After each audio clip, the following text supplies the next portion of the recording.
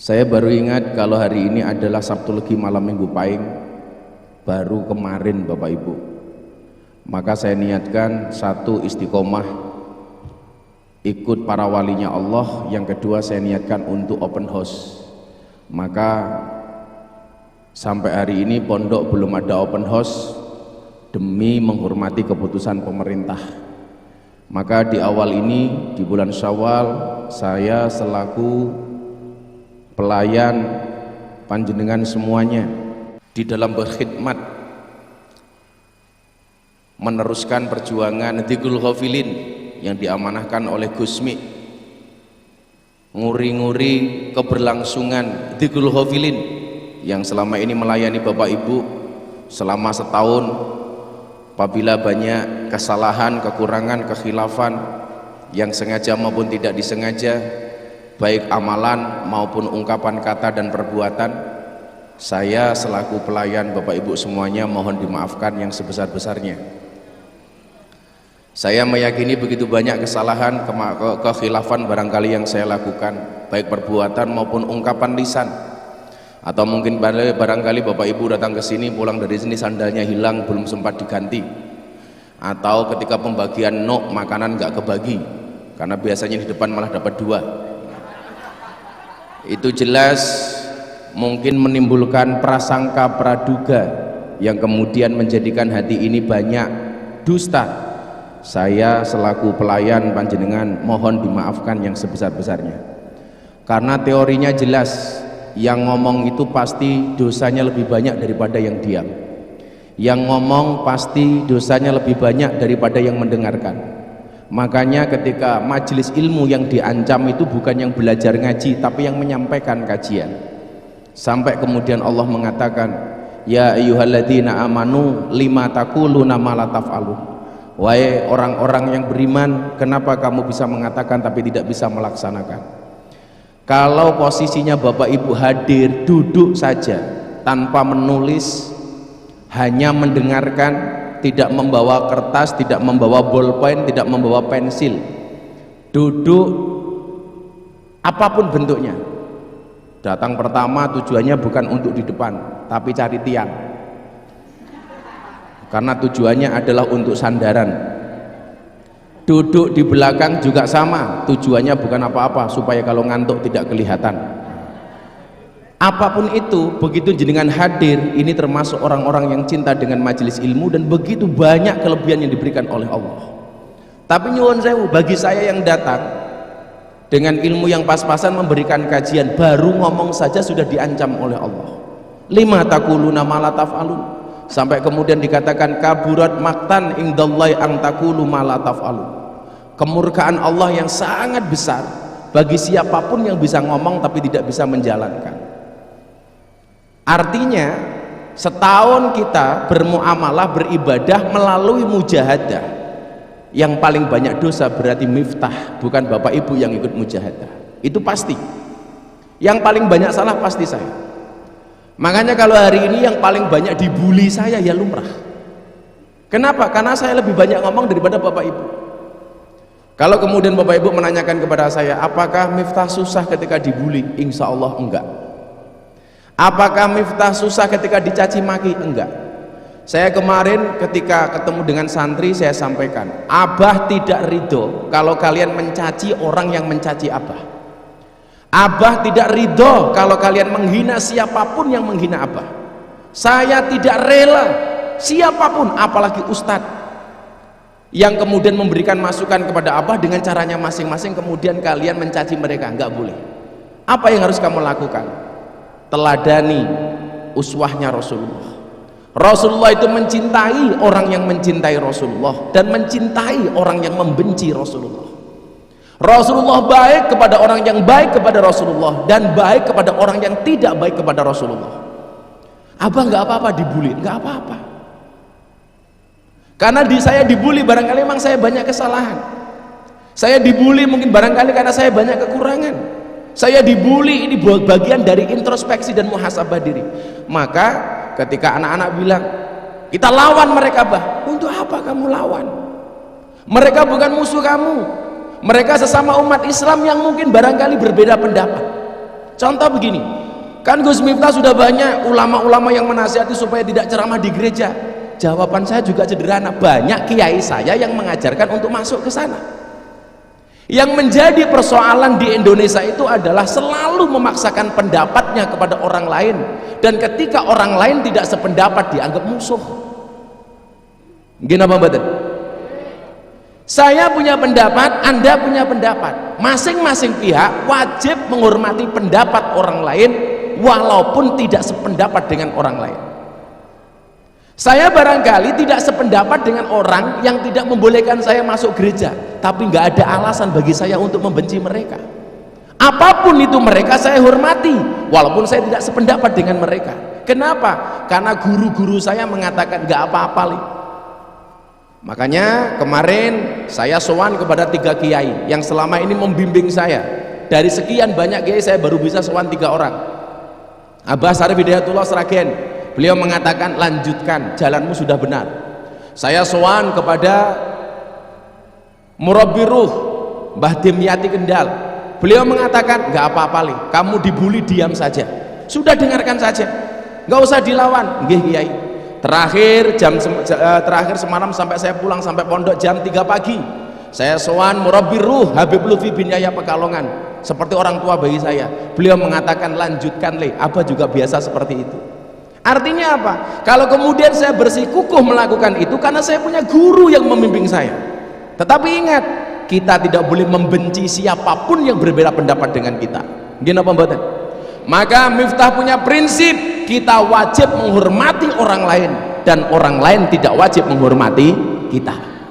Kita harus memaksa diri kita untuk menghormati orang lain, tapi jangan pernah memaksa orang lain untuk menghormati kita. Gus Miftah sering mengatakan apa? Kita tidak bisa ngatur ombak, tetapi kita bisa belajar berselancar. Kita tidak bisa ngatur omongan orang lain kepada kita. Yang bisa kita lakukan adalah bagaimana kita merespon omongan orang lain kepada kita. Mula kula dikandani, Gus Miftah sakit hati. Enggak. Gus Miftah masuk gereja jadi kafir, gampang, syahadat lagi. Orang yang kafir 70 tahun membaca tahlil sekali, kafirnya hilang. Miftah tidak perlu dipanggil Gus. Bapak Ibu kalau masih ingat awal pengajian dulu di Gulu Hofilin saya pernah bilang apa? Miftah nggak usah dipanggil Gus, dipanggil dancok iki lho gelem gitu loh. Cok Miftah nopo? Miftah dipanggil asu, ora apa-apa, asu ahli surga, gak ada masalah. Jadi nyuwun sewu, dengan komentar-komentar seperti itu jangan ditanggapi, santai-santai mawon. Dikabarkan gara-gara Gus Miftah ceramah di gereja pondok pesantrennya gulung tikar. Saya jawab betul, kemarin habis takbiran selesai tikarnya digulung. Habis sholat id tikarnya digulung. Apakah kemudian itu menjadikan orang haji apa-apa? Enggak apa-apa, nyatanya jenengan tetap datang. Enggak diundang saja yang datang sebanyak ini, apalagi kalau diundang. Gini apa mboten? Makanya santai-santai saja. Kalau ada yang bertanya bagaimana keadaan Gus Miftah hari ini, baik-baik saja, alhamdulillah, nggak ada masalah. Slow, bahasanya apa? Woles. Mergo ati kula seneng, kula pengen nyanyi nih. Santai mawon. Jadi kalau ada orang hasut, orang caci maki, orang membuli gampang, ditinggal nyanyi saja. Plus ngopi. Maka ingat mbak-mbaknya kalau dia datang hanya bikin bahagia saja itu. Kalau dia datang hanya sekedar untuk mampir, tolong kasih kopi, jangan kasih hati. Bahkan nyuwun sewu, banyak orang yang tidak punya agama hari ini berbondong-bondong pengen ketemu Gus Miftah, pengen masuk Islam. Kemarin dari Belanda 7 tahun dia belajar agama, tidak menemukan satu agama pun yang dia anggap benar. Ateis, tidak punya Tuhan. Bulan puasa tanggal 29 Ramadan saya nyate di Bantul, telepon saya, boleh nggak saya belajar Islam? Langsung dibimbing, langsung mu'alaf. Besok ada satu keluarga dari Amerika, nggak punya agama, pengen datang ke Indonesia, pengen ketemu kali Miftah, pengen masuk Islam. Malam hari ini kita juga ada tamu yang pengen masuk Islam. Makanya nyuwun sewu, atas semua cacian itu saya bilang inilah pupuk bagi kita. Tanaman semakin dipupuk semakin besar, dan kadang-kadang pupuk itu baunya nggak enak. Contoh teletong nggak enak, telek pitik, nggak enak. Tapi hasilnya menghasilkan tanaman yang bagus, kemudian ada buahnya rasanya enak. Jadi anggap mawon jenengan kuwabeh niki wit-witan kula pupuke, ora apa-apa. Jadi saya punya prinsip, postinglah yang penting, jangan yang penting posting. Jadi nggak ngambur. Kalau bisa ya dakwah melalui YouTube, channel YouTube itu. Contohnya itu kayak Santri Gayeng. Santri Gayeng itu dibuat untuk mendokumentasikan ngajine Gus Baha. Lah itu api. Lah kiai-kiai itu sebenarnya harus seperti itu. Orang kudu Gus Bahanya, nggak setuju siapanya. Tapi orang-orang yang kemudian mencintai beliau-beliau yang berilmu ini didokumentasikan keilmuannya itu bagus. Makanya hari ini saya pengen kirim Fatihah kepada siapapun yang memberikan sumbangsih terhadap dakwah Islam. Baik yang suka dengan saya maupun yang tidak suka dengan saya, kabeh di Fatihah. Pokoknya siapapun yang memberikan sumbangsih terhadap agamanya Allah, sekecil apapun, sebanyak apapun, sekecil apapun, semuanya di Fatihah. Malah enggak kula nyuwun ikhlas panjenengan kabeh memberikan Fatihah kepada para guru.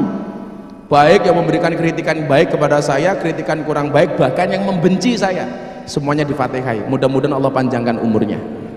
Al-Fatihah. Alhamdulillahirabbil alamin. Shiratal ladzina an'amta 'alaihim. Nggih, mumpung niki tasik Syawal, kula ajeng ngaji babakan Syawal. Ajeng ngaji tentang Idul Fitri, ngaji tentang orang keluar dari bulan Ramadan. Akan saya sampaikan secara seksama dan dalam tempo yang sesingkat-singkatnya. Yang jelas kula panjenengan sami insyaallah saling memaafkan nggih. Kenapa kita harus memaafkan? Karena kita biasa dimaafkan. Lah Kanjeng Nabi karo bojone niku rebutan salah, lah awake dhewe salah-salahan. Salah-salah. Saya pernah menyalahkan Bunda? Enggak pernah. Karena cowok itu selalu salah di mata cewek. Begitu Bunda? Mbok maskernya copot ben ketok ayune. Iya. Lah.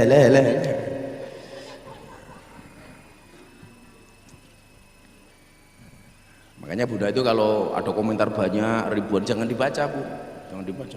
Lah aku penasaran jebah. Di postingan Deddy Corbuzier itu yang komentar 40.000, di postingan saya yang komentar hampir 20.000. Kamu baca atau enggak? Itu enggak akan keluar di soal ujian. Itulah bedanya hidup dengan sekolah. Ibu bocah-bocah, apa bedanya kehidupan dengan sekolah? Sekolah itu belajar dulu baru diuji. Kalau orang hidup diuji dulu baru dapat pelajaran. Jadi kalau orang sekolah belajar dulu baru diuji. Tapi kalau orang hidup diuji dulu baru dapat pelajaran. Kalau kayak saya ini harus sering-sering diuji biar naik kelas. Tapi gara-gara niku nyuwun sewu, sekarang banyak kampus di Indonesia menawarkan Gus Miftah untuk mendapatkan gelar doktor honoris causa. Bar dibully dapat honoris causa, doktor honoris causa, doktor honore kaos, honoris causa. Jadi kayak bocah-bocah lah sekarang orang aji santai wae, senyumi saja. Ini yang membenci apa? Senyumi, rasa disantet, ora usah dijarke mati dhewe kok, santai aja. Dari Wahab bin Munabbih, Nabi Muhammad SAW bersabda, sesungguhnya iblis, setan niku lak duwe raja. Rajanya setan namanya iblis. Iblis niku biasanya rambutnya dicat rada putih kaya sugeng. Niku biasane ngoten. Biasane. Apakah ada iblis belangkonan? Oh, enggak ada. Iblis belangkonan itu enggak ada, yang ada Banaspati. Oh, padha wae ya. Rajanya setan yang namanya iblis niki nyuwun sewu. Ketika datang hari raya Idul Fitri itu datang, dia menjerit, marah, bengok-bengok. Cara awake dhewe barangkali misuh-misuh. Sampai ketika Raja Iblis ini marah, diceritakan oleh Rasulullah, kemarahan Raja Iblis itu didengar oleh bala tentara setan. Bala tentara setan ini kemudian ngumpul dalam satu tempat mendatangi Raja Iblis. Kemudian mereka bertanya kepada Raja Iblis, wahai Raja kami yang terhormat, kami dengar dari kejauhan Anda marah. Kalau kami boleh tahu apa yang menyebabkan Anda marah? Raja Iblis jawab, wahai bala tentara setan rahimakumullah. Setan kok rahimakumullah ya. Loh kan yang bilang siapa? Raja Iblis. Berarti yang ngelem anak buah lah ya biasa tuh. Saelek-eleke wong elek niku lak ketemu anak buah mesti dikandani wong apik. Saelek-eleke setan menurut iblis ku ya mesti apik. Soalnya anak buahe iblis. Mila awakmu aja sering-sering kumpul karo wong elek. Supaya tidak terbiasa dengan perbuatan jelek. Satu perbuatan ketika dilakukan hatimu merasa tidak nyaman, itulah dosa. Tetapi karena terbiasa dengan perbuatan itu menjadi nyaman. Karena napa pun biasa. Kowe ora tau selingkuh sekali mesti hatimu rasanya ra kepenak. Aduh, aku mengkhianati istriku. Tapi lama-lama biasa. Kenapa? Karena sudah menjadi sebuah kebiasaan. Maka jangan pernah jadikan perbuatan dosa menjadi sebuah kebiasaan. Ibu-ibu pertama kali bentak suaminya, matamu ini loh Pak. Pasti rasanya nggak enak, nggak nyaman. Tetapi karena terbiasa ngomong matamu karo bojone, akhirnya menjadi terbiasa. Kacamataku neng dia Bu yo. Kacamatane dhewe ya. Takon aku matane. Padahal di saat dia bertanya kacamatane sedang dipakai umpamane ngoten niku. Ketoke tenan kita. Oh nggak pernah. Bunda itu sedikit pun dari pernikahan 16 tahun yang lalu sampai hari ini belum pernah ngomong kasar sedikit pun sama saya. Wallah belum pernah. Nguncali parut. Apa? Nguncalke? Parut. Kuwi lak bojomu ke.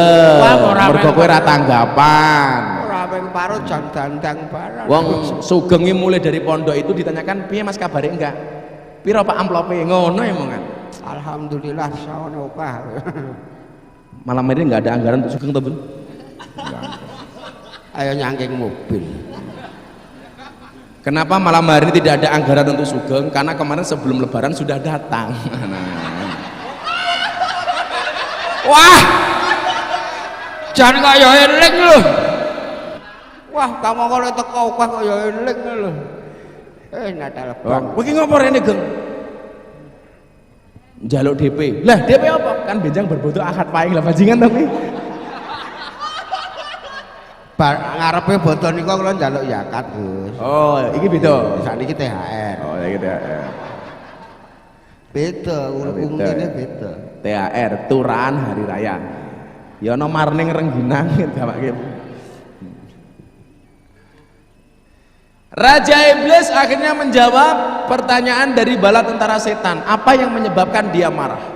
Apa jawaban Raja Iblis? Wahai bala tentara setan, i'lamu, ketahuilah anna hadzal yaum, sesungguhnya hari ini adalah merupakan hari raya Idul Fitri. Satu hari di mana dosa manusia diampuni oleh Allah, di mana kesalahan kemaksiatan manusia selama setahun diampuni oleh Allah. Kan Kanjeng Nabi dawuh, man soma Ramadana imanan wahtisaban kharajat min Ramadan kal yaumi waladat ummu. Barang siapa berpuasa di bulan Ramadan dengan penuh keimanan dan keikhlasan, maka dia akan keluar dari bulan Ramadan seperti bayi yang baru lahir dari rahim ibunya. Jadi yang datang malam hari rata-rata bayi.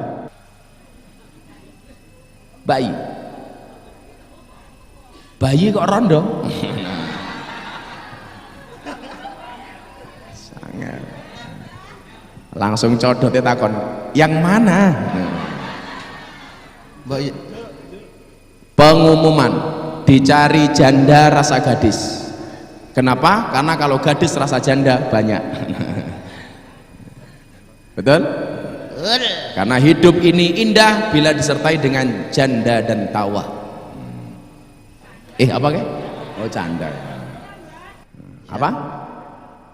Oh janda selalu terdepan. Iya. Apanya di depan? Cangkemnya.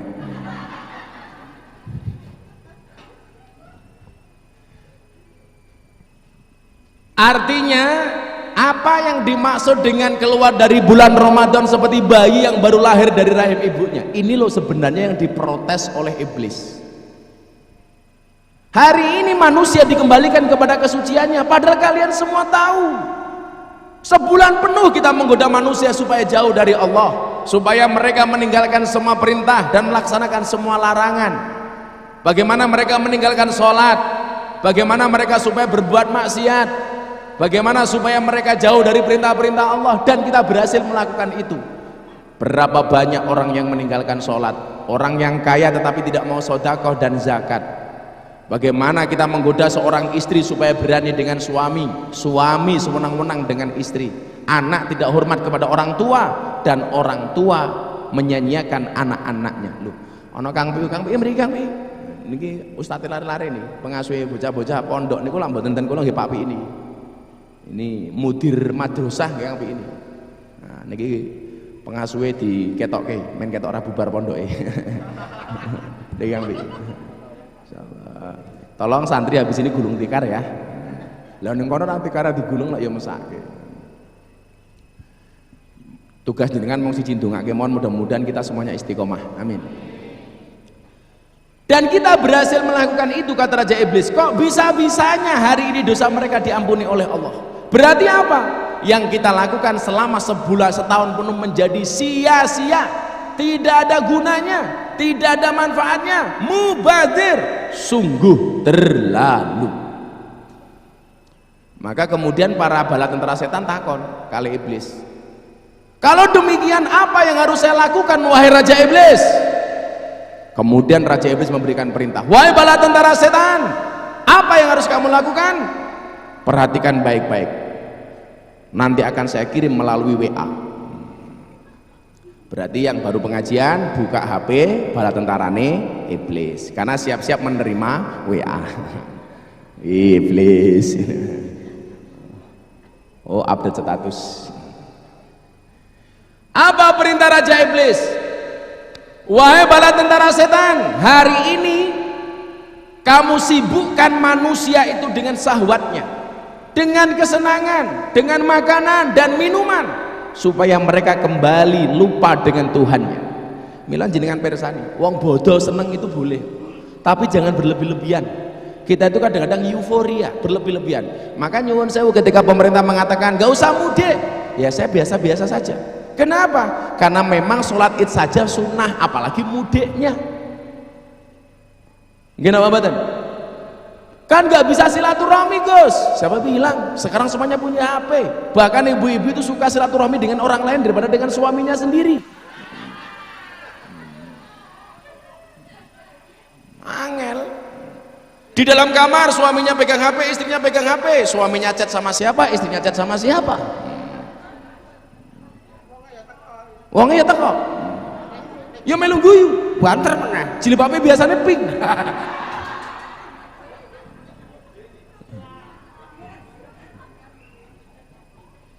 Yang jilbabnya putih insya Allah luweh nemen.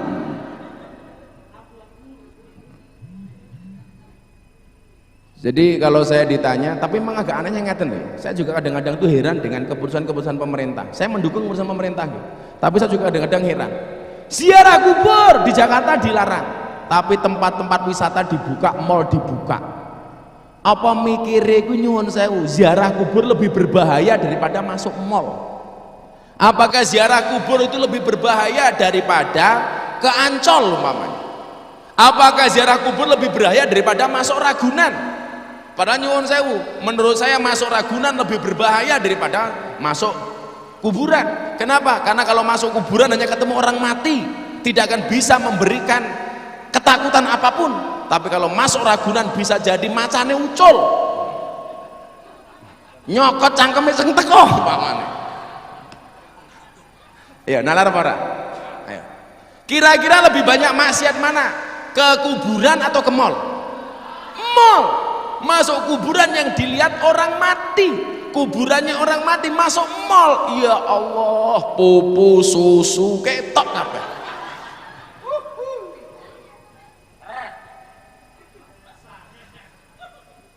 Lah iya toh? Makanya kalau Gus Dur itu lebih suka berteman dengan orang yang mati.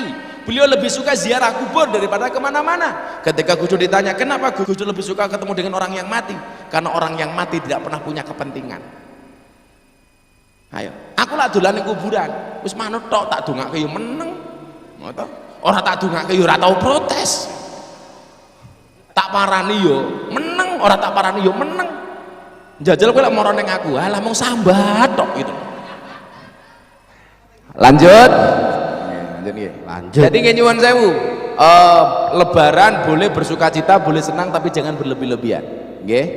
Pokoknya karena godanya iblis nyuwun sewu, salah satunya adalah bagaimana dengan kesenangan-kesenangan syahwat umat Islam dari raya, kemudian dia melupakan Allah Ta'ala. Mila jenengan nyuwun sewu, kalau hari ini saya tidak, gak usah open house, gak usah datang, ya wis, mendingan di rumah saja, kemudian banyak beribadah. Saya lebaran susah Gus, gak ada THR, gak bisa buka rumah. Lah musim pandemi kalau kamu gak bisa ngisi rodong malah penak. Tutup pintu, kasih tulisan di depan pintu, isolasi mandiri. Lah orang-orang sing moro tak kandhani, Malah entuk kiriman. Sedina ping 3 lho niku Gus. Kirimane sedina ping 3. Lah wong kaya sugeng iki lho, ditagih karo kredit mergo motore rong bayar. Ngarep omah tulisi, mohon maaf, tuan rumah sedang isolasi mandiri.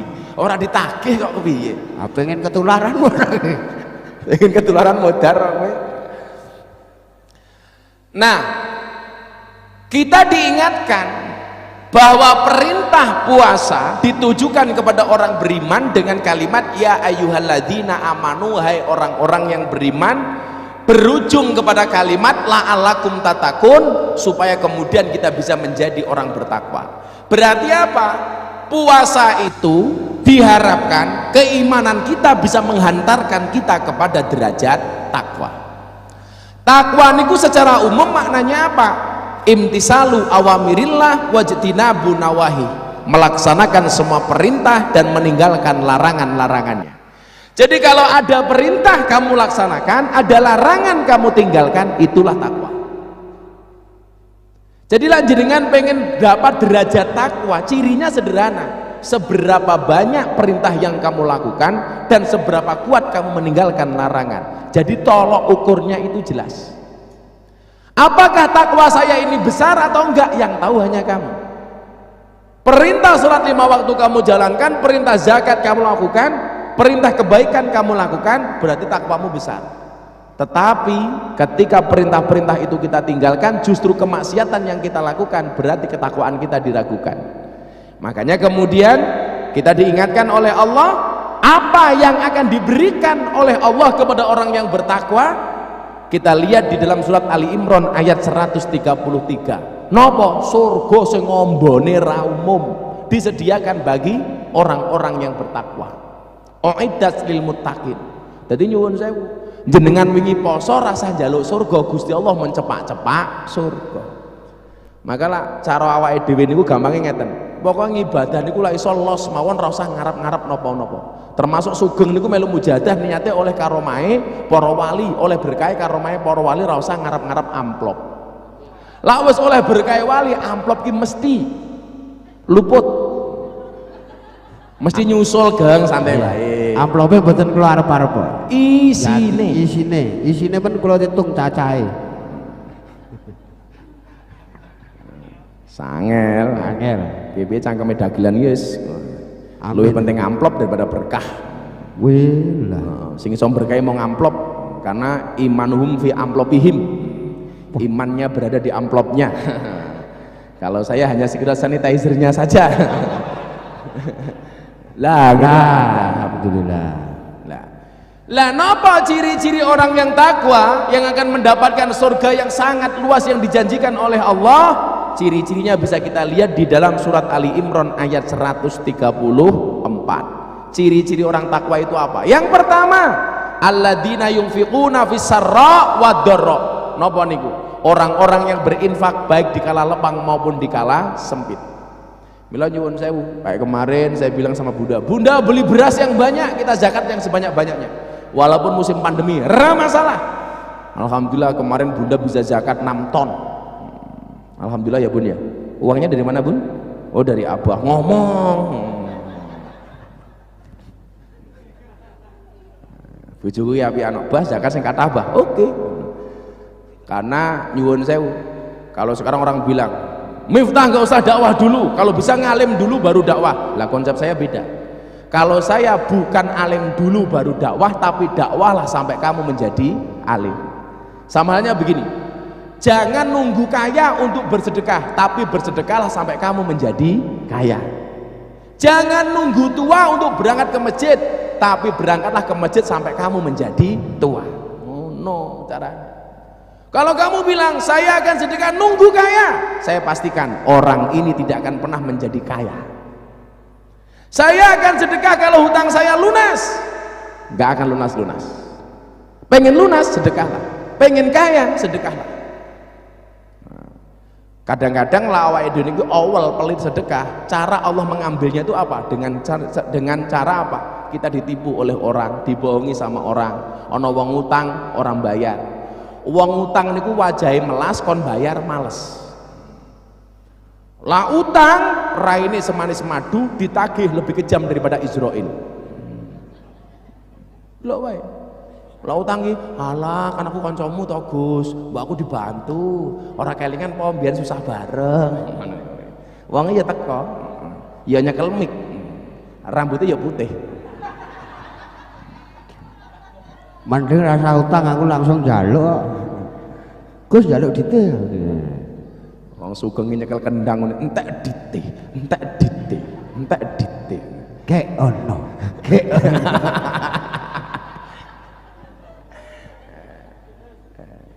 Bu, amun dadi wong pelit nggih.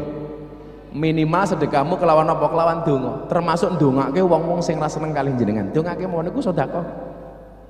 Saya nggak sepakat kalau kita mendoakan buruk kepada siapapun.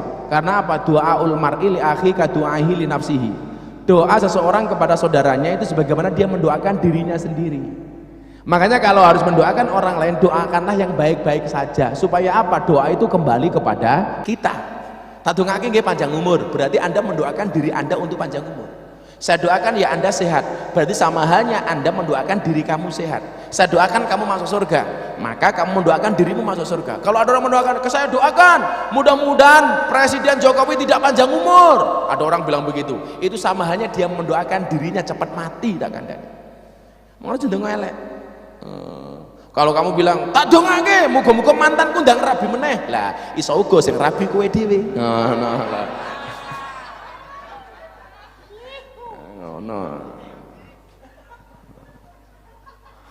Makanya saya tidak pernah mendoakan orang lain untuk menikah, supaya saya tidak menikah lagi. Kenapa saya ngomong demikian? Ada bunda.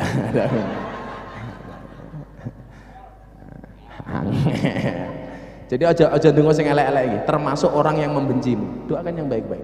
Selama di dalam hatinya ada Allah, ada Rasulullah, jangan pernah kamu doakan yang jelek. Ada sahabatnya Rasulullah namanya Nuaiman, gaweane mabuk, sukanya minum. Oleh para sahabat dilaknat. Rasulullah mengatakan apa? La tal'anuhu fa innahu yuhibbullah wa rasul. Fa innahu yuhibbullah wa rasulah. Jangan kamu hina Nuaiman, jangan kamu laknat Nuaiman. Kenapa? Karena di dalam hatinya dia masih mencintai Allah dan Rasulnya. Maka kalaupun dia secara fisik dia kelihatan banyak maksiat, jangan pernah kamu hina. Maka Gusmi pernah pesan, coba ini anak-anak muda ini kamu dengarkan, pandanglah orang lain dengan kacamata hakikat, pandanglah dirimu sendiri dengan kacamata syariat. Saya ulangi pesannya Gusmi, pandanglah orang lain dengan kacamata hakikat, tapi pandanglah dirimu dengan kacamata syariat. Kenapa kita memandang orang lain dengan kacamata hakikat? Supaya kita tidak gampang menyalahkan orang lain. Tapi pandanglah dirimu sendiri dengan kacamata syariat, supaya kamu banyak hati-hati dan banyak disiplin, terutama ketika kamu beribadah kepada Allah Subhanahu wa Ta'ala. Maka saya pernah jalan Bapak Ibu dengan seorang kiai besar, kelihatannya nggak pernah sholat. Kelihatannya nggak pernah sholat. Maka saya memandang orang seperti itu tidak dengan menggunakan kacamata syariat, tetapi dengan menggunakan kacamata hakikat. Nggak bisa. Oh dasar orang ahli maksiat dan lain sebagainya. Sayyidina Ali mengatakan apa? Ketika di malam hari kamu melihat seseorang berbuat maksiat dan kamu ketemu keesokan harinya, jangan katakan dia ahli maksiat. Kenapa? Karena barangkali malam itu dia bertobat sementara mata kamu tidak pernah melihat. Jadi hati-hati untuk komentari orang lain. Kalau orang lain kelihatannya jelek, kamu lihat dengan kacamata hakikat. Ini apa yang diinginkan oleh Allah. Maka kemudian Al-Quran menggambarkan apa? Innallaha la yastahi ayyadriba masalam ma ba'udatan fama fawqaha. Allah menggambarkan apa? Allah tidak pernah malu membuat perumpamaan seperti nyamuk. Fa ammal ladina amanu fayalamuna annahul haqqu min rabbihim. Bagi orang yang beriman, dia tahu apa yang hak menurut Tuhannya. Tetapi bagi orang-orang kafir apa? Wa ammal ladina kafaru fayaquluna madza aradallahu bihadza masalah. Iki karepe Gusti Allah ki apa to? Gawe perumpamaan kok seperti nyamuk. Yudillu bihi katsira wa yahdi bihi katsira wa ma yudillu bihi illal fasikin. Jadi enggak usah kemudian banyak komentar. Kalau ada orang lain yang berbeda dengan kamu, pandanglah dengan kacamata hakikat, jangan dengan kacamata syariat. Sehingga kita tidak gampang untuk menyalahkan orang lain. Kayak tadi pagi saya sepedaan, ngeng, sing siji ilang, iki nopo ta iki? Ternyata ketinggalan di belakang. Mikir, wah sepedaan ra iso, bono masuk angin. Wong ora mangkat iki. Kula enteni di toko sambil beli minum. Lah ternyata anaknya itu naik sepeda nggak begini, udah begini. Jadi ndelok ngisor tok, kenapa meh pingsan? Terus aku bilang, "Wes balik daripada mati kehilangan konco ya." Beritanya bahaya, diberitakan dari Yogyakarta, temannya Gus Miftah gue mati di jalan.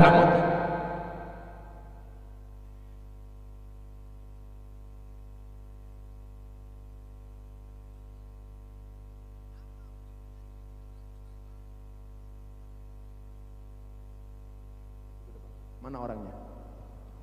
Yang mau syahadat mana? Ini di sini gitu. Mana tadi orangnya? Yang mau syahadat? Maju. Oh sini. Oh menang baik. Preman. Pergi ya. Tolong dikasih jalan. Pergi Pak, pergi. Enggak pergi. Minta mic. Kalau enggak, pun madep pergi. Agak sekat mawon. Mikir geng. Nggih. Kenapa Sugeng maju supaya seolah punya sumbangsih. Alah mulai iki lho. Cek. Loh, mau mati. Cek. Sopan, ora rasa ngoni soalnya. Kalau tak takon rambut kula cat putih kaya Sugeng pripun? Jangan Raffi. Jangan rabi. Pak sinten namine? Pakai mic. Saya Yudi Gus. Tuh sing cedak mawon. Yudi Gus. Yudi. Wah, meracuni keimanan. Mas Yudi dari mana? Asli kelahiran Purwokerto. Purwokerto. Sekarang tinggal di mana? Istri orang Tegal, jadi sekarang domisili di Tegal. Di Tegal. Lu cangkem ngapak ya? Iya Gus. Bedane cangkem Jogja sama cangkem ngapak ya, bedane mung siji. Arane Jogja O, cangkeme ngapak A. Boto jadi bata, sego dadi sega, loro dadi lara. Anak kantal apa ya? Sing ra iso nek kontal. Kontal. Nek kontal dadi apa? Kontal ya mencolot. Cangkeme cilik mbah iki. Namanya Pak Yudi. Iya. Kenapa pengen masuk Islam? Iya. Deket mawon Pak, deket mawon. Mungkin hidayah Gus. Mungkin hidayah. Iya. Sekarang usianya berapa Pak Yudi? Saya 49. 49 tahun. Iya. Kenal Gus Miftah dari mana? Sebelumnya saya pernah Ngimpi. ikut pengajian Gus Miftah di Sarkem. 2 Oh, kali pengajian. Ojo muni nek. kamu germo. Bukan Gus. Bukan. Sengaja saya. Loh, ke orang Purwokerto Tegal kok di Sarkem ngapain? Enggak, saya tinggal di Studi kelayakan Gus. daerah Pak Sugeng juga. Aja omong nek cedak aku kok darane aku yang ngajarin. Saya tinggal di Pajeksan Gus. Oh, di Pajeksan, kerjanya di situ. Iya. Lah anaknya agamanya apa? Anaknya juga. Ah. Sementara ini masih ikut saya Katolik. Oh, ini juga mau ikut syahadat? Iya. Oh, yaudah mic-nya dua tuh. Ah, rawuh. Gue kira saya mic tak kafir iku lho malan gue. Wedi nek jaluk ide. Sini Dek, agak maju sini Dek. Agak maju deh. Jadi ini bapak dan anak pengen syahadat masuk Islam ngoten. Kok kenapa yakinnya sekarang? Ya, Apa gara-gara kemarin Gus Miftah ceramah di gereja itu? enggak juga. Enggak juga ya, udah dari dulu ya. Samping itu juga kita sering lihat di YouTube-nya Gus Oh, Miftah. belajarnya dari YouTube dulu. Iya. Oke. Ikut ngaji saya di Sarkem tahun berapa? Baru kemarin tuh Gus yang waktu Gus Oh, Miftah yang pagi sebelum siang. puasa itu. Iya, betul. Oke. Ini memang seharusnya ada jadwal setelah Ramadan ini di Sarkem. Berarti dapat hidayahnya pengajian di Sarkem itu malahnya. Enggak, memang kita niat untuk ketemu langsung. Oh ya, makanya dulu ketemu pas langsung di Sarkem Iya, itu ya. iya. Loh, sopo ngomong Sarkem elek? Ayo, apa? Sarkem sopan. Lihat dengan kacamata Hakikat. Ya, dimanapun. Oh, tak jajal matamu, tak jajal. Gimana siap nggih? Adiknya namanya siapa saya? Marvel. Marvel. Marvel. Heeh. Marvel. Maskernya dibuka. Marvel. Nanti disiapkan Al-Quran ya. Siapkan Al-Quran. Oke, duduk aja sayang. Nanti capek gitu. Apa wis metu? Marvel siapa namanya? Marvel Susanto. Marvel Susanto. Kamu pengen masuk Islam karena pengen atau karena ingin ikut bapakmu? Karena ikut bapak. Bapak. Tapi nggak apa-apa masuk Islam ya? Nggak apa-apa. Yakin ya? Ya. Karena hidayah Allah ya? Ya. Alhamdulillah. Luar biasa. Kamu kelas berapa sayang? Kelas 2. Kelas 2 apa? Kelas 2 SD. Oh SD, kelas 2 SD. Pak Yudi itu kerjanya apa? Kalau saya Mik. Kalau saya sebenarnya ini Gus, pelukis Gus. Oh pelukis. Iya, lukis wajah seniman. Pelukis wajah seniman. Iya. Marvel SPP-nya sampai lulus SD sing bayar Gus Miftah ya. Terima kasih Gus. Alhamdulillah. Nanti kalau waktunya bayar langsung tak bayar setahun ke sekolah ya. Iya. Itu KFS Gus. Tadi bayar SP. Oh, saya kira bayar SP toh? Enggak ada bayar SP. Bayarnya apa kalau di sekolah? Apa? Buku. Ya, bukunya nanti yang bayar Gus Miftah ya. Tak kasih Iya. beasiswa. Enggak bayar SP, bayar yang lainnya saja ya. Iya. Apa cuma bayar Sarkem ya? Angel. Coba anak kecil aja begini. Makanya saya itu bersyukur Bapak Ibu. Sejelek apapun orang memandang saya itu tetap santai mawon, santai saja. Karena ya begitu orang datang, Gus mau tolong saya diislamkan macam-macam, itu banyak seperti Pak Yudi dengan Dek Marvel Yulianto. Susanto. Oh, Marvel Susanto. Iya. Marvel Susanto. Nggih pun. Bismillah, tolong Bapak Ibu semuanya saksikan syahadat bapak dan anak ini, Mas Yudi siapa namanya? Susanto juga. Oh, Yudi Susanto, Marvel Susanto. Jadi keluarga Sus nggih. Susanto. Bismillahirrahmanirrahim. Tolong Mas Yudi Susanto sama Dek Marvel Susanto ikuti Gus Miftah ya, Nak ya. Iya Gus. Bismillah.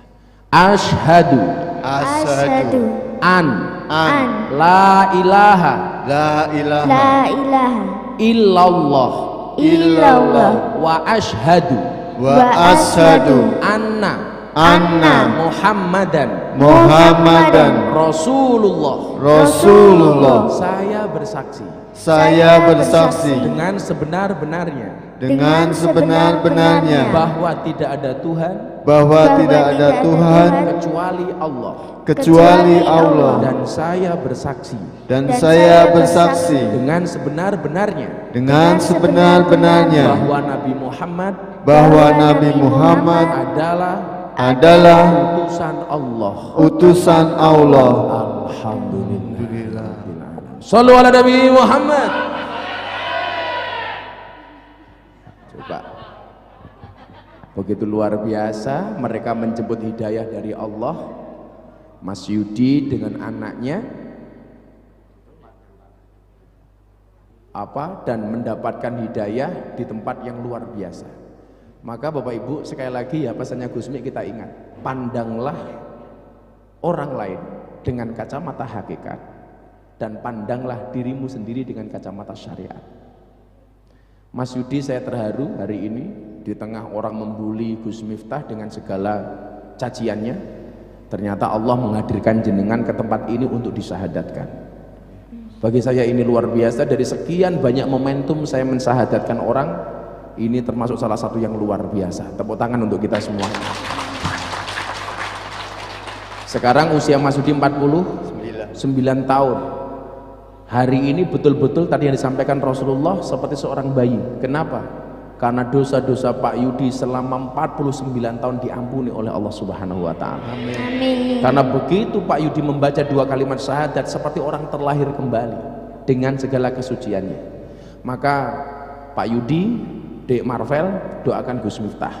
Ya, Gus Miftah Gus. kuat, Gus Miftah sehat, Gus Miftah senantiasa bisa berjalan untuk Amin. mensiarkan agamanya Allah sebisa mungkin yang dilakukan oleh Gus Miftah. Amin. Termasuk doakan mudah-mudahan mujahadah ini istiqomah. Amin. Allahumma Amin. Saya mau ngasih Al-Quran kepada Pak Yudi sama Dik Marvel karena rumahnya dekat sini di Pajeksan. Kalau pengen belajar ngaji di sini nggak apa-apa. Ya, sini. Insya Allah nanti habis Lebaran ini kita akan membuat pengajian teman-teman mu'alaf yang pernah sadar sama kita maupun tidak sama kita. Nanti kita bukan pengajian di sini supaya belajar agama dengan baik. Nanti istrinya nggak marah pulang dari sini. Ada ikut. Oh, istrinya ikut, nggak marah. Enggak. Oh, istrinya sudah Islam. Sudah. Oh begitu. Makasih ya Mbak ya. Itu siapa adiknya? Adiknya sini, tak kasih hadiah. Sini, adiknya sini sayang. Oh, istrinya Islam loh Mas. Berarti udah masuk Islam dong. Enggak, kalau saya Cangkemmu gem. Istrinya Islam berarti kan sudah masuk Islam. Apaan nih sing masuk? Sini dek. Ini Pak Yudi, ini kasih. Quran, Dik Marvel ya. Oh iya, terima Ini kasih. dikasih hadiah sama Bunda ini, Nah, nih kado Lebaran untuk kamu. Kamu nanti dulu. Oh, cah Pajeksan. Cah Pajeksan. Langsung jalur teko kene jalur. Tepuk tangan untuk keluarga Pak Yudi. Saya mau tanya sama Mbak Yudi. Mbak siapa namanya? Pakai mic, Mic-nya dikasih ibumu nak. Dik Marvel. Nah, dulu ikut apa? Minta suaminya untuk masuk Islam gitu. Dulu saya kan sudah muslim. Kamu dulu sebelumnya bukan Muslim. Muslim. Oh, Muslim. Saat dari keluarga muslim. Terus nikah dengan Pak Yudi. Beliau Katolik ya. Terus Cuman karena nikah jadi dia ikut saya nikah di KUA gitu aja. tapi Berikutnya keyakinannya belum. Ngapusi KUA lah ya. Islam karena KTP. cinta gitu. Oh karena cinta. Nikah udah berapa tahun? Nikah udah berarti berapa Pak? 10. Udah 10 tahun. Baru ini kemudian betul-betul Pak Yudi tertarik untuk beragama Islam ya. Nah, iki padu gara-gara tahun iki. Nah.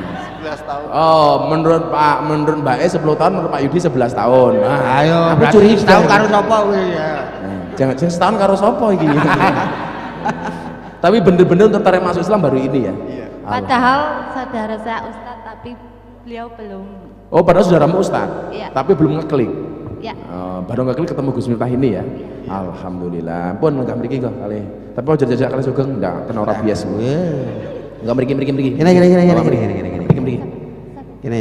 Mic-nya taruh mawon mboten ono. Tak jekuke engko jejer Gus Geng kene. Oke, baik. Jajar gusuk. Dek sini dek. Sini, monggo Pak Yudi. Matur nuwun Pak Yudi nggih. Sama-sama monggo Mbak siapa namanya? Kamu siapa namanya? Uswatun Hasanah. Oh Iva, sini. Sini. Siapa jenengmu sugengmu? Uswatun Hasanah. Rupamu. Monggo nggih. Oh Musdalifah. Oh ini namanya Musdalifah, panggilannya Eva. Kayak bojone penyanyi dangdut kae ya. Nasar. Nasar itu kue yang paling banyak di hari Lebaran. Nasar. Apa? Nastar. Oh nastar ki sing mangan ana timune ki lho nastar kae. Oh kayak acar iki wong pacaran kae lho. Pacar. Asik. Nasar de Koko. Nasar de Koko. Matur nuwun Pak Musdalifah nggih. Alhamdulillah. Stop. Jawab kritikan orang dengan prestasi. Ya, ngono wae, santai mawon. Mudah-mudahan istiqomah ya Pak Yudi ya. Lanjut. Ya didik meneh. Rasa bengi-bengi ya bodoh. Bodoh. Mun mangan apa dereng? Simbah ayune ya Allah. Tangkin tung. Iki nom-nomane kaya Marsanda lho, Er. Iki. Marsanda. Nggih, Marsanda nggih. Saya wis tuwa ya markaban. Kayak Andin. Iki nom-nomane kaya Andin lho iki. Sugeng ya anjing, Sugeng.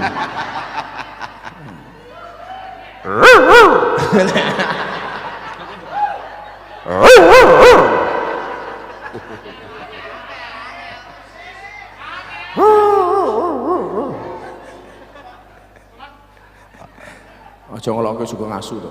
Ahli surga. Ora, Ahli aja surga. sok tolong jangan menghina Sugeng asu. Ndak asune tersinggung. Mesake asune. Aku mesti asune tersinggung. Nah, wis sedulur tuwa kula ya asu. Belum menungso dong diciptake kewan wis diciptake. Heeh. Sedulur tuwa jangan menghina asu. Ya su ya. Lho, kandhane to. Wong lahirnya Sugeng itu karena mbokne selingkuh karo asu. Ngawur jenengan seksine no. Saksine Cahya itu. Shallu ala Nabi Muhammad. Jadi niku, napa kok kula sering gojek kali Mas Sugeng?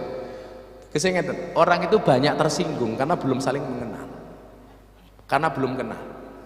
Lah wis kenal, kayak jenengan persani kaya kula kali Mas Sugeng. Ya karena sama-sama kenal, karena tahu ya, akhirnya nggak mudah tersinggung. Artinya apa? Kalau hari ini orang banyak salah paham dan banyak tersinggung karena belum kenal.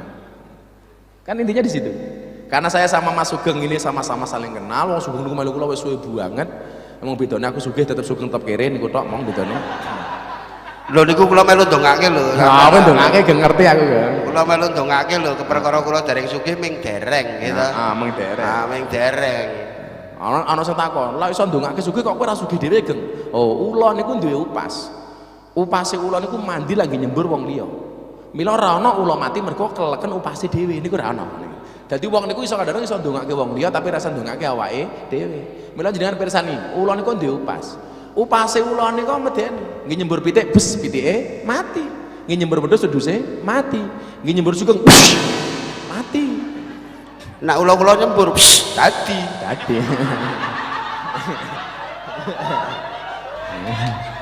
Jadi orang itu biasanya tersinggung atau mudah marah karena belum saling mengenal dan memahami. Kalau saling mengenal dan memahami nggih, koyo kula ngelokke Sugeng asu, Sugeng nyeluk kula su, nggih biasa mawon. Karena ini bagian dari kedekatan. Kayak teng Surabaya niku nyeluk kancane, "Piye kabare, Cok?" Niku biasa. Biasa, dan mereka bilang danco itu bukan misuh, itu bahasa keakraban. Tapi bagi orang yang belum kenal, Cok itu jadi masalah. Lah kalau kita biasa kabare biasa. Wong jeneng kula Sugeng ya. Jenenge Sugeng. Yesu. Yesu. Apik Gus ya. Apik Dus. Nomor kali nopo ciri orang yang bertakwa? Wal kadhiminal ghaid, orang-orang yang mampu menahan amarahnya. Lah ini wabil khusus kula nih. Kamu diuji oleh Allah dengan bulian, dengan cacian, dengan hinaan, kamu bisa nggak menahan amarahmu? Kula diuji kali apa? Ibu-ibu juga diuji. Mau lebaran, suaminya nggak ngasih THR, nggak ada uang, diuji, bisa nggak menahan amarahnya? Ayo. Nah, itu meh bodoh kurang seminggu bojone rong duwe duit, mampu nggak menahan amarahnya? Sangel. Ya santai mawon toh Bu. Berapapun nafkah dari suamimu disyukuri. Gitu. Kok sebulan dikasih 100.000 cukup. Makanya pakai apa? Uyah. Cukup. Kasih 20.000 cukup untuk setahun. Cukup kayak apa? Kalender. Ngemah-ngemah kertas. Santai mawon. Kalau Mbak Musdalifah kerjanya apa Mbak? Oh belanja online, dodol online. Apa? Oh ndampingi belajar online. Jadi kayak guru online gitu ya. Online. Menahan amarahnya. Bagaimana cara menahan amarah? Salah satunya adalah dengan cara berwudu. Karena marah itu setan terbuat dari api. Makanya kalau kamu marah segera berwudu. Kemarahan yang terbuat dari setan dari api disiram dengan air wudu. Marah dalam keadaan berdiri, duduklah kata Rasulullah. Lungguh duduk masih marah, geletak. Mengkurap. Masa ngene-ngene lah ya mungkin. Marah kok ngene-ngene kan enggak mungkin. Marah, berwudu, wudu masih marah, mandi masih marah, kungkum masih marah, cemplung ke sumur, ora mungkin marah. Jajalan, bablas angine. Itu. Jadi jangan gampang marah. Wong marah niku cepet tua. Makanya kalau saya tak buat happy saja. Kenapa kita harus marah? Orang itu marah biasanya kurang ilmu. Contoh, anak tanya sama orang tua nggak bisa jawab, biasanya nesu-nesu. Dilawan. Jadi salah satu faktor orang gampang marah itu karena kurang ilmu. Sepedaan, rasa melaku, marah, kenapa? Karena nggak punya ilmu. Istri, suami marah sama istri, karena apa? Suami kurang ilmu. Makanya terus belajar. Saya sering mengatakan orang yang niat belajar dimanapun akan mendapatkan pelajaran, tapi orang yang tidak niat belajar sedang belajar pun dia tidak mendapatkan pelajaran. Malah jenengan teng mriki nggih enak banget niki. Lungguh, mangan, rodok ngantuk ya turu. Gedang kluthuk dipangan uler, wong sing ngantuk mangap lan ngiler. Gedang kluthuk mateng sacengkeh, wong sing ngantuk cangkeme duwe. Jilbabe pink. Kemudian yang ketiga apa? Ciri orang yang bertakwa, wal afina anin nas, memberikan maaf kepada manusia. Kalau tak takon, lebih gampang minta maaf apa memberi maaf?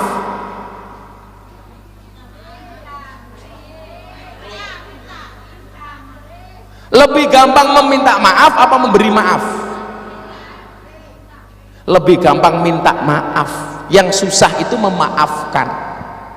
Makanya kalimatnya wal afina anin nas, dan memberikan maaf kepada manusia, bukan minta maaf. Karena orang salah minta maaf itu biasa, tapi ketika kita benar, kita memaafkan orang lain itu luar biasa.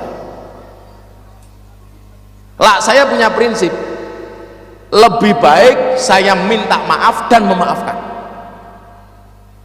Minta maaf apa? Memaafkan luwih apik. Bila perlu apa? Memberikan maaf sebelum orang lain minta maaf. Keren. Keren. Mamane sing lanang duitnya dijukuk karo bojone. Ngerti duitnya ra ono, alah paling mung bojoku, tak ngapura. Maka hari ini semuanya saya maafkan kecuali Israel. Semuanya saya maafkan kecuali Israel. Israel kita nasu. Salah nang masjid kok dibom. Dalam keadaan normal saja ngerusak tempat ibadah itu dalam keadaan perang saja itu ngerusak tempat ibadah nggak boleh, apalagi dalam keadaan normal. Ngomongnya kayak teng Indonesia perang ngerusak masjid, ngerusak gereja niku mboten asal, apalagi nggak ada perang. Makanya kemarin orang yang ngebom gereja di Makassar niku nyuwun saya utak kayak ngopo. Wong Indonesia damai seperti ini dadak ngerusak gereja. Makanya sing mati bom bunuh diri teng gereja niku ditakoni karo malaikat, kamu baptisnya apa? Oh, saya Islam. Malaikatnya, saya nggak percaya. Masa kamu Islam? Pasti kamu Katolik. Saya Islam. Malaikat, saya nggak percaya. Orang Islam kok matinya di gereja? Modar apa? Ayo weh. Merongos. Wong sing mati ngebom di gereja, dia bukan mati syahid tapi mati sangit. Dia bukan jihad tapi jahat. Enak mlebu surga mau ngebom wong. Jadi intipin neraka delok wae. Wal afina alinas, yuk beri maaf. Istri, suaminya punya kesalahan, jangan sampai dia minta maaf. Belum minta maaf langsung dimaafkan. Makanya apa? Rasulullah mengatakan tidak akan ditemani tidur seorang suami sampai oleh malaikat sampai tidurnya dia tidak meminta maaf kepada istrinya. Tapi juga tidak akan ditemani tidur seorang istri oleh malaikat sampai tidurnya dia tidak memaafkan suaminya. Makanya para istri, tolong kalau mau tidur bukalah dada lebar-lebar. Tegesnya nopo? Ngapura bojomu kok masuk angin, goblok. Di ngapura bojomu. Pah, tak maafkan. Nyoh. Iya. Ono, Bun. Yuk sing lanang. Musdalifah ketemu Yudi. Nyoh. Nih. Pokoknya saya ngapik bojoki nyah nyoh calcul salsel. Nyah nyoh cal cul, sal sel, war wur, slap slep. Cerat cerut. Halah kok nyuwun barang dulu. Bahasa sugeng. Wal afinaan, nas, memberikan maaf. Saya itu biasa, Bun, maaf ya, aku salah. Itu bagian dari orang bertakwa. Kemudian wallahu yuhibbul musinin, sesungguhnya Allah mencintai orang-orang yang berbuat kebaikan. Pokoknya apa mawon sing apik niku jenenge karo Gusti Allah. Ngeten. Sedekah niku barang apik. Sedekah itu baik bahkan ketika dilakukan oleh orang yang salah. Jadi wong elek sedekah tetap bener. Pelit niku perkara elek dan tetap salah walaupun dilakukan oleh orang yang baik. Langsung nih, Allah itu mencintai orang yang berbuat baik. Sedekah niku perkara apik bahkan baik walaupun dilakukan oleh orang yang jelek. Dan pelit itu perkara yang jelek bahkan salah walaupun dilakukan oleh orang yang baik. Ketoke wonge apik tapi pelit tetap elek. Ketoke wonge elek tapi sedekah tetap apik. Ayo. Mila lah Gusti Allah seneng karo wong ahli sedekah niku lumrah. Bahkan kemudian dikatakan di dalam kitab Wasiatul Mustafa, inna auliya Allah, sesungguhnya para wali-walinya Allah tidak mendapatkan rahmat dan ridhonya Allah bikasratil ibadah, dengan banyaknya beribadah. Walakin yanaluhu bisa khawatin nafsi, tetapi mereka mendapatkan kemuliaan dari Allah karena banyaknya sedekah. Loh, rungokno sir, rungokno.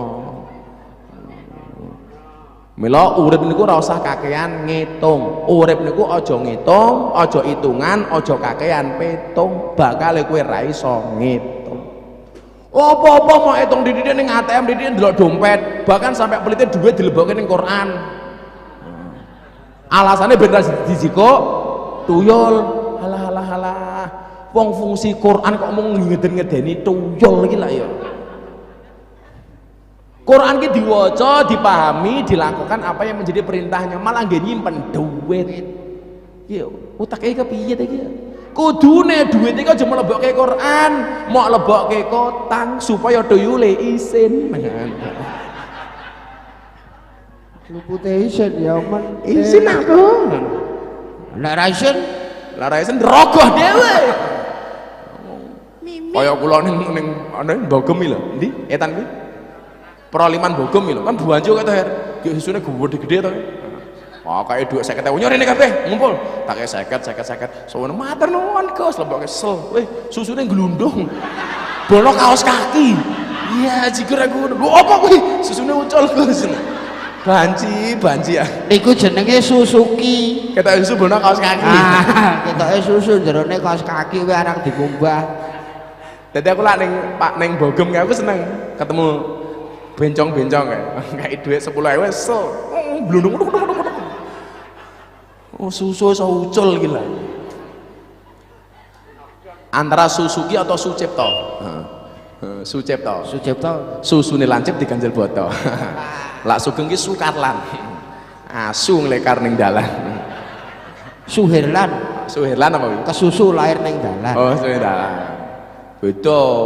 Mulane kono bocahku jenenge Muhammad Jonathan. Wah, sih. Aku ngerti Muhammad ki aku ngerti artinya apa. Jonathan niku napa? Bojo kula niku meteng Gus kula gawa teng rumah sakit ndalah macet urung sampai rumah sakit bojo kula wis nglairke.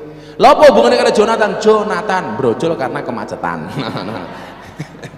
Jonathan. So anak kita yang ketiga namanya siapa, Bu? Kamu pengen meteng lagi nggak sih? Dik, yuk meteng yuk. sesuk anake dhewe apa jenenge Dik? Dik galuh sesuk anake dhewe jenenge apa, Dik? Meteng nang gulu lho, Dik. Meteng kok ning gulu iki jakun apa-apa ya. Apa? Ayo sing teng Proliman iku nek meteng teng gulu.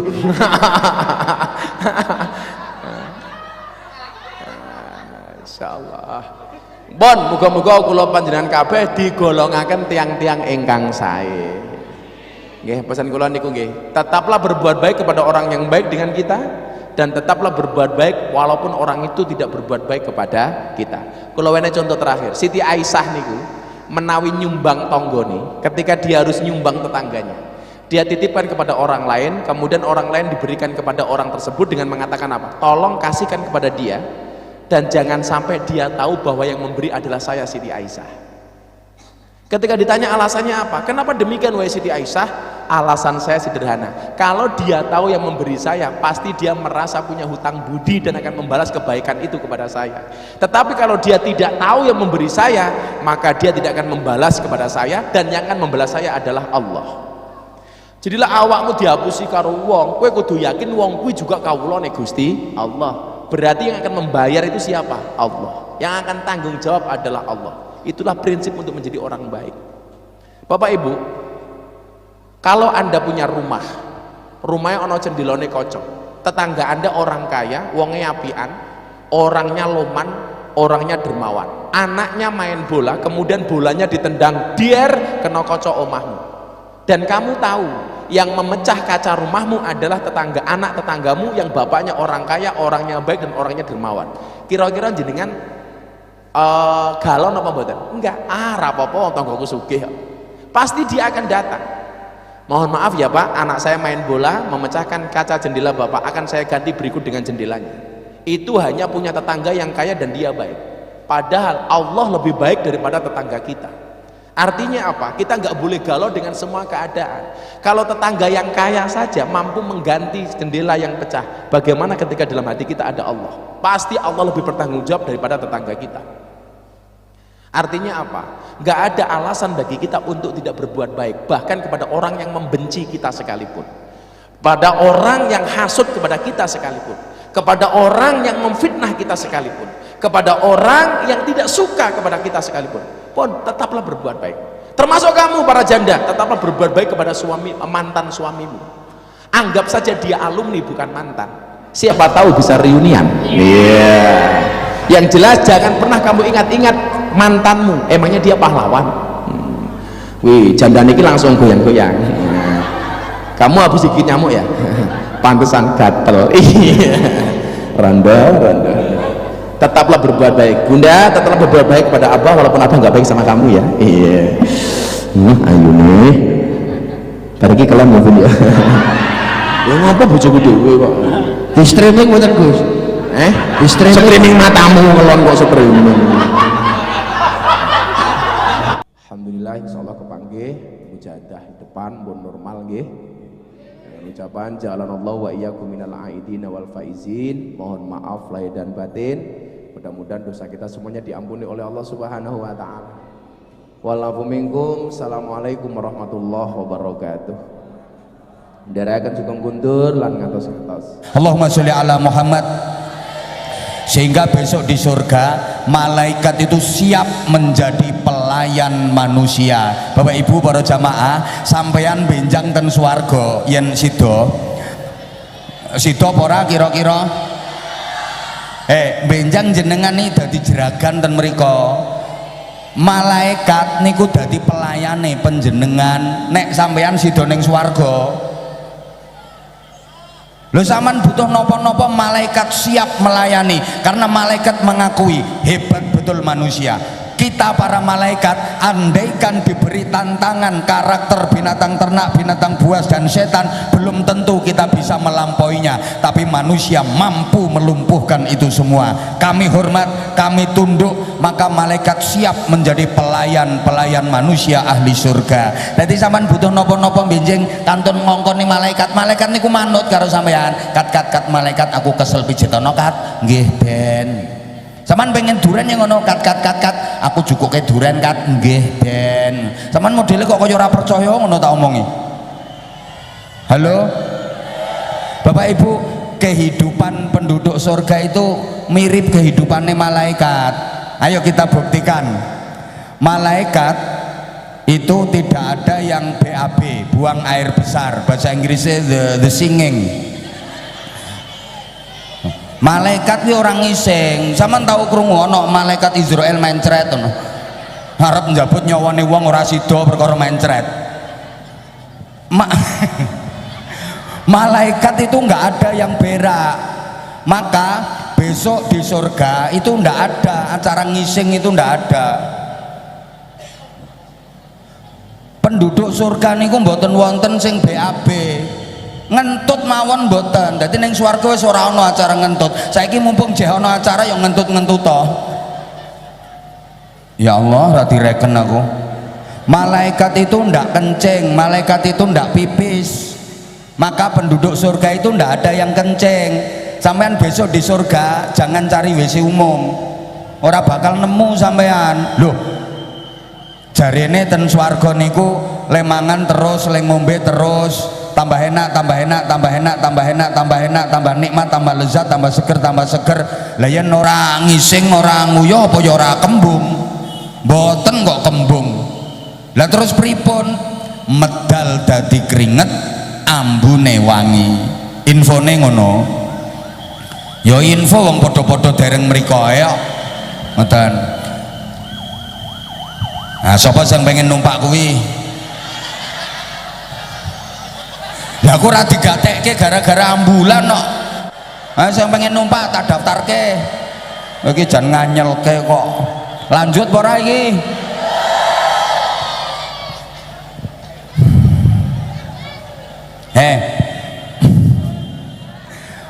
Malaikat itu tidak tidur. Malaikat niku mboten turu, ngantuk wae ora. Bayangke umpama malaikat nganti ngantuk kae. Malaikat sing dipasrahi ngubengke srengenge nang ngantuk, apa ya ora ceblok srengengene. Malaikat sing dipasrahi nyangga langit kuwi kok turu, ya nublek langite. Malaikat niku mboten sare, ndak ada yang tidur. Maka kehidupan di surga besok itu nggak ada tidur. Neng swarga niku pun mboten wonten acara turu, ngantuk wae ora. Angop kaya ora. Ya angop to Bu, tapi ditutupi kok oleh mangap sakmono ambane. Langsung kaget wong. Salahe mengokok. Ten swarga niku pun mboten wonten acara turu, ngantuk wae ora. Makanya orang yang di surga merasakan kenikmatan dan kebahagiaan abadi terus menerus, nggak ada jeda, sedetik pun nggak ada berhentinya, nikmat terus. Orang nganggo kepotong turu, orang nganggo kepotong ngantuk, merasakan kenikmatan terus menerus. Sama ning donya iki ngrasake nikmat, iso putus sangka kenikmatan ketika sampeyan tinggal turu, sama tinggal ngantuk nikmate putus. Nggih napa nggih? Lah nek ten kene swarga mboten wonten turu, mboten wonten ngantuk. Maka yang merasakan kenikmatan terus nikmat, makin nikmat, makin nikmat, makin nikmat, tak ada putusnya, tak ada hentinya. Ya Allah, demikian pula yang di neraka. Neng neraka ki ora ana turu, ora ana ngantuk. Yang disiksa di neraka akan menderita dan merasakan sengsara selama-lamanya, gak ada hentinya, sedetik pun gak ada istirahat.